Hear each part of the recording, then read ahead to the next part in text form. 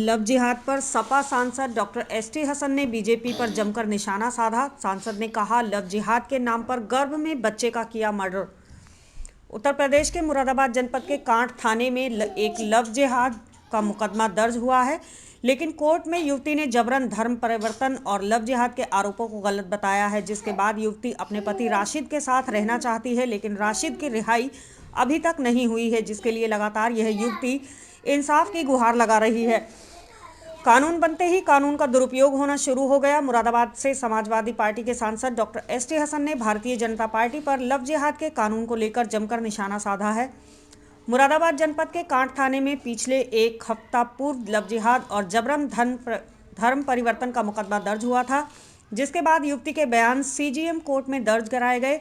युवती ने अपने बयानों में साफ कर दिया, उसने अपनी मर्जी से शादी की थी और वह उसी लड़के के साथ रहना चाहती है जिससे उसने शादी की है। लेकिन युवती के मां की तहरीर पर राशिद को जेल भेजा गया है, लेकिन युवती के बयान दिए जाने के बाद भी अभी तक उसके पति की रिहाई नहीं हुई है, जिसको लेकर युवती दरबदर की ठोकरें खा रही है और इंसाफ के लिए गुहार लगा रही है। लगातार युवती रोती बिलखती अपने पति की रिहाई की मांग कर रही है, लेकिन लव जिहाद पर बने कानून के बाद से ही इस कानून का दुरुपयोग होना शुरू हो गया है और कानून के दुरुपयोग होने के साथ साथ एक मां को अपने बच्चे से भी हाथ धोना पड़ा, क्योंकि युवती का आरोप है कि उसके गर्भ में पल रहे बच्चे की मौत नारी निकेतन में तबीयत बिगड़ने से हो गई थी। मुरादाबाद समाजवादी पार्टी से सांसद डॉक्टर एसटी हसन का कहना है, जो हमारे शहर मुरादाबाद जनपद में ये जो मां के साथ घटना हुई है, इसे कभी इंसानियत माफ नहीं करेगी। लव जिहाद के नाम पर जिस महिला को अरेस्ट कर लिया गया वह ग्रेजुएट पढ़ी लिखी 22 वर्षीय युवती थी और उन पर जुल्म के इंतहा पार कर दी गई। उस बालिग लड़की को नारी निकेतन भेज दिया गया और उसके पति को जेल भेज दिया गया है और उसका अबॉर्शन भी हो गया है, जिसके बाद वह इतनी डरी सहमी हुई है कि कुछ बोलने से भी डर रही है। उस बच्ची के साथ क्यों हुआ? सिर्फ लव जिहाद कानून के नाम पर। हमने पहले भी संसद में साफ कर दिया था कि इस कानून का बहुत ज़्यादा दुरुपयोग होगा और यह पहला मामला है जनपद का जिसमें सबके सामने है कि किस तरीके से लव जिहाद के नाम पर कानून का मिसयूज हुआ है। लव जिहाद कानून के दुरुपयोग को लेकर सांसद मुरादाबाद का कहना था, मैं भगवा ब्रिगेड इन्हें नहीं इसलिए कहता हूँ क्योंकि यह लोग किंग हैं, यह जो चाहे वह करें, इनसे कोई भी कुछ पूछने वाला नहीं है और पुलिस भी इनके आगे मजबूर है और पुलिस इनके खिलाफ कार्यवाही नहीं कर सकती। एक अनारकी सा माहौल है और इन बातों से कहीं ना कहीं हमारे प्रजातंत्र को बहुत बड़ा नुकसान हो रहा है। जी, आपका नाम? मेरा नाम पिंकी है। पिंकी जी, जो आपके साथ अभी क्या नाम है, ये केस हुआ था धर्म परिवर्तन वाला? जी सर। इस माह महिला आयोग में भी रही। जी सर। तो वहाँ पे आपका साथ कैसा व्यवहार हुआ और आप कब आई हैं? सर, मैं रात आई हूँ और मैं नारी निकेतन 5 तारीख की 2:30 बजे गई थी रात को। सर, रात मेरे को वहाँ पर टॉर्चर भी करा गया है। 3 दिन से अचानक से मेरे पेट में दर्द हुआ नारी निकेतन में, उन्होंने मुझे दिखाया नहीं। फिर ज़्यादा तबीयत खराब होने पे मुझे हॉस्पिटल लेके गए वे और उसके बाद मुझे डॉक्टरों ने इंजेक्शन लगाए। उसके बाद फिर मेरी ब्लीडिंग बहुत ज़्यादा होने लगी और उन्होंने मेरे को दवाई इंजेक्शन दिए। कल मेरे कोर्ट में बयान होने थे, उसके बाद मेरी फिर तबीयत खराब हुई, उन्होंने इंजेक्शन लगाए तो मेरा मिसकैरेज भी हो चुका है और अल्ट्रासाउंड पहले तो सही था पर मेरे को इंजेक्शन लगाए गए तो उसमें मिसकैरेज हो चुका है मेरा और मैं रात आई हूँ। वैसे कानून ने मेरी मदद करी है। मैं चाहती हूँ कानून से कि मेरा हस्बैंड और मेरा जेठ भी मेरे पास ला दी जाए और मैंने अपनी मर्जी से करी थी शादी। 24 जुलाई को मैंने शादी करी थी, 6ठा महीना चल रहा है मेरी शादी को। देहरादून में करी थी शादी मैंने, ISBT आज़ाद कॉलोनी में शादी की थी। मैं चाहती हूँ कानून से कि मेरा पति और मेरे जेठ घर पर ला दी जाए। आपके मानती है आपका जो मिसकैरेज हुआ है वो किसकी कमी की या गलती की वजह से हुआ है? कोई दवाई वगैरह आपको दी गई थी? सर हाँ, मेरे को इंजेक्शन लगाए गए थे, उसके बाद उसी से मेरे को ब्लीडिंग बहुत ज़्यादा होने लगी थी, तभी हुआ है। उससे पहले नहीं हुआ था मेरे। इंजेक्शन कब लगे थे आपके? सर, मैं जिस दिन 11 तारीख को शाम को गई थी उस दिन मैंने एक इंजेक्शन लगा था, तब मुझे हल्की हल्की ब्लीडिंग हुई थी और 2 दिन बाद मुझे इंजेक्शन लगाए, 4 इंजेक्शन लगाए मेरे और दवाइयाँ दी। उसके बाद मुझे बहुत ज़्यादा ब्लीडिंग हुई, बहुत ज़्यादा तबीयत खराब हुई है मेरी। उसके बाद मेरी ब्लीडिंग नहीं रुकी है। इंजेक्शन किसने लगाए थे आपके? डॉक्टर नी ने लगाए थे। ये डॉक्टर कहाँ के थे? स्वास्थ्य विभाग में या बाहर से आए थे कोई डॉक्टर? नहीं, वहीं थे डॉक्टर नी। वहीं डॉक्टर नहीं थी? हाँ, डॉक्टर नी जो रहती है वहीं थी।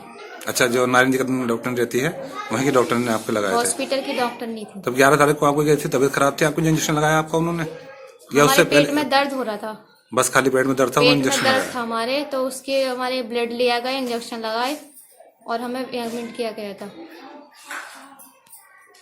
पढ़ी लिखी ग्रेजुएट महिला के साथ हमारे शहर के अंदर जो कुछ भी हुआ है, शायद इंसानियत का इतिहास इसे कभी माफ़ नहीं करेगा।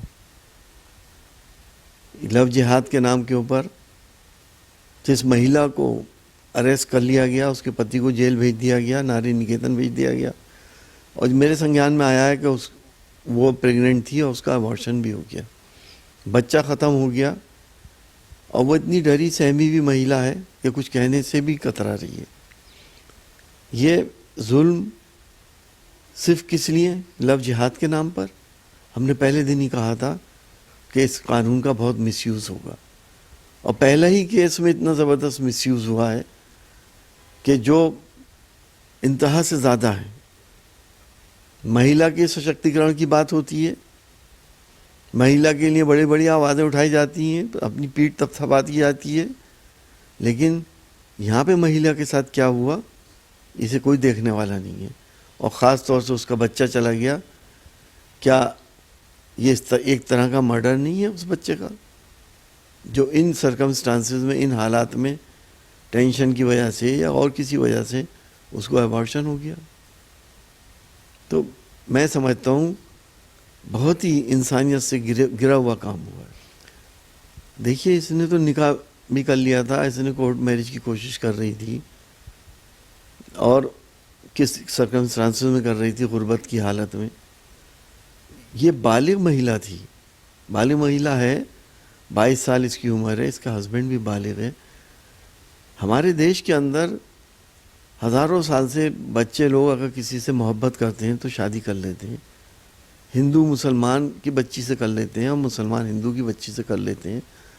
हालांकि इंसिडेंस बहुत कम होता है, लेकिन उसको ये एक हुआ करता है, एक सामाजिक हमारा एक ताना बाना है, उसको ब्रेक करके और एक ऐसा कानून बना दिया गया जिससे सिर्फ उन महिलाओं के ऊपर सख्ती की जाएगी जो महिलाएं अब दूसरे मज़हब के लड़के शादी करेंगी या वो अपना मज़हब चेंज करेंगी।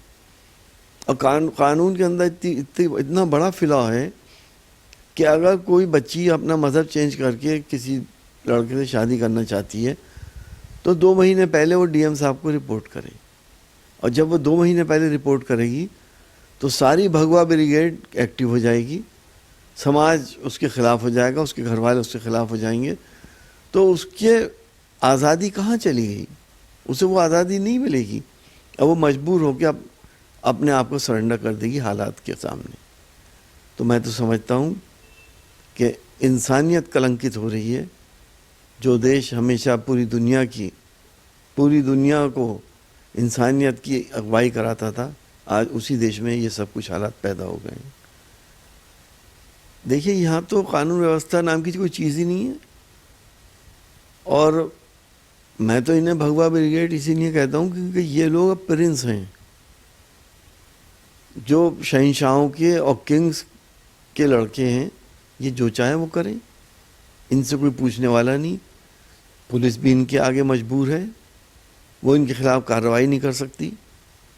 तो एक एनार्की का सा माहौल है, और कहीं ना कहीं हमारे प्रजातंत्र को बहुत बड़ा नुकसान हो रहा है।